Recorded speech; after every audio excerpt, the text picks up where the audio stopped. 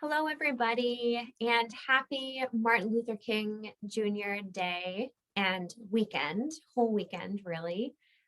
This is the weekend in church where we celebrate the work and the faith of the Reverend Dr. Martin Luther King Jr., who was not only a civil rights advocate and activist, amazing man, but also a man of deep faith, a pastor.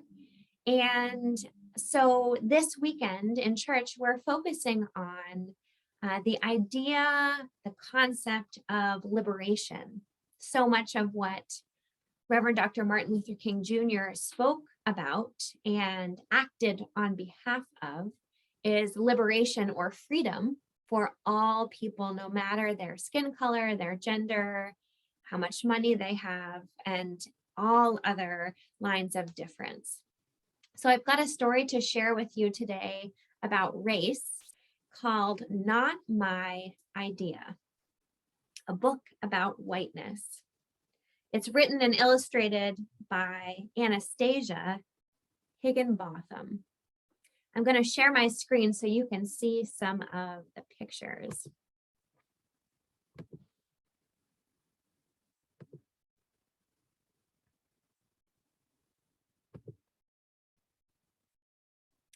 Not my idea. When grown-ups try to hide scary things from kids. Oh no, not again. What? What, Mom? What not again? It's usually because they're too scared to. Who is that with their hands up? Why is it that policemen are screaming at him? They want to bury the truth. You don't need to worry about this. You're safe, understand? Not really. Our family is kind to everyone. We don't see color. But deep down, we all know color matters.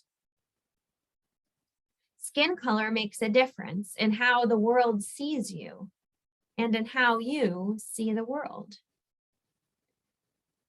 I want to bring my aunt a gift. This will only take a minute. It makes a difference in how much trouble seems to find you or let you be. In stores, in cars, on sidewalks, at school, your skin color affects the most ordinary daily experiences, including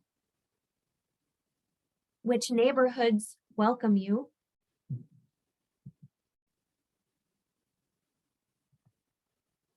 so relieved you got here safely. Why wouldn't we?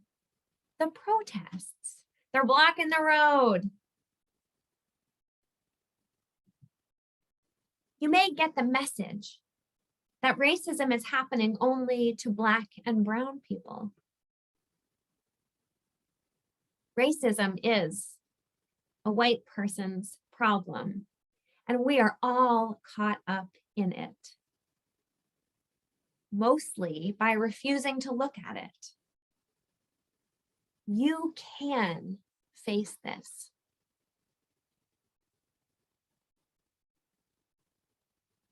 Understanding the truth takes courage, especially a painful truth about your own people, your own family. Even people you love may behave in ways that show they think they are the good ones.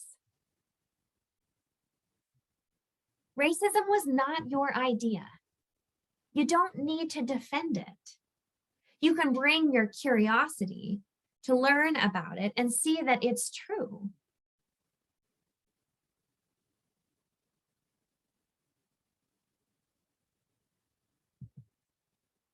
Many white people did things they never should have done.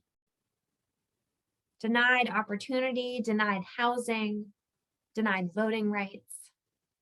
Many other white people failed to see the problem with this. They might say things like, these choices put wealth and power into white hands, homes, and neighborhoods, exploited the love and Black labor, the love and labor of Black women. Some white people joined the leaders of Black liberation.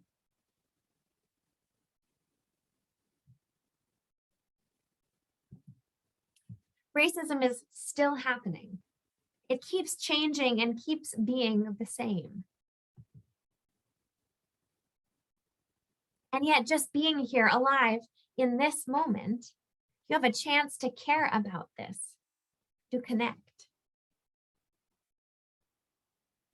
But connecting means opening.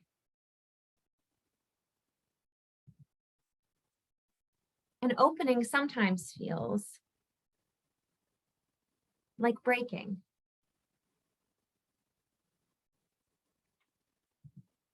Mom, I don't feel very good. Uh-oh, should I pull over? I need to know what's going on. What are you talking about? Why didn't anyone teach me the real history? I do see color. I see yours, mine, and everybody's. You can't hide what's right in front of me.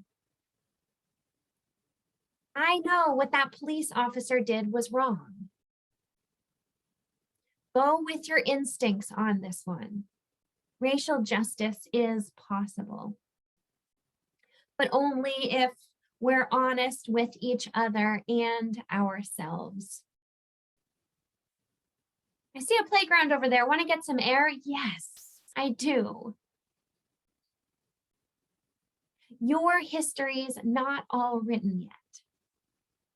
What do you want it to say? The end. The end.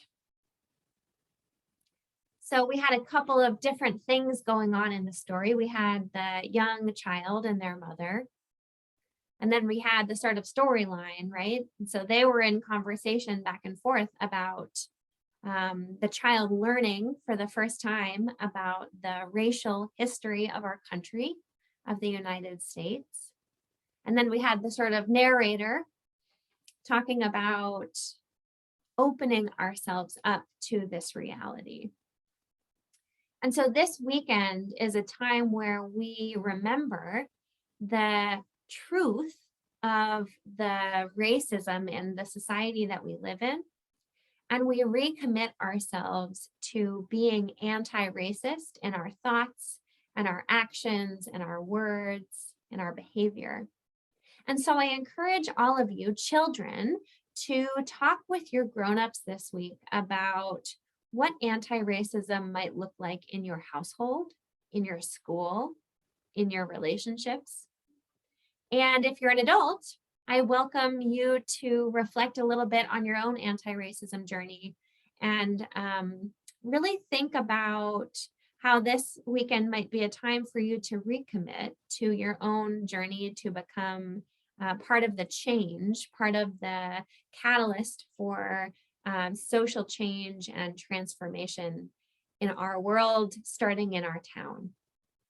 So I hope you have a wonderful week. Happy Martin Luther King Jr. Day on Monday. I hope you have a wonderful day off and that you might attend the Natick annual Martin Luther King Jr. celebration on Monday at Wilson Middle School, and it'll also be streamed online.